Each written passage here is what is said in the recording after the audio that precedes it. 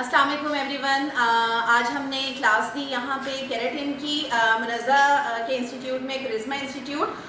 और जैसा कि आप सब देख सकते हैं कि बिहेव के साथ ही केराटिन हुई है जिसमें बोटॉक्स शामिल है और इट्स एन अमेजिंग प्रोडक्ट और आई रियली लाइक इट। और पर्सनली मैं अपने सैलून में यही प्रोडक्ट यूज़ कर रही हूँ और इसका रिज़ल्ट आप देख सकते हैं कि कितना पोरस बाल था, कितने डैमेज बालों के ऊपर ये रिज़ल्ट आया है। वॉल्यूम आप देख लें, इसकी सारी स्मूथनेस देख लें, ये सब बिहेव प्रोडक्ट यूज़ करने के बाद आपको ये रिज़ल्ट मिला। शुक्रिया।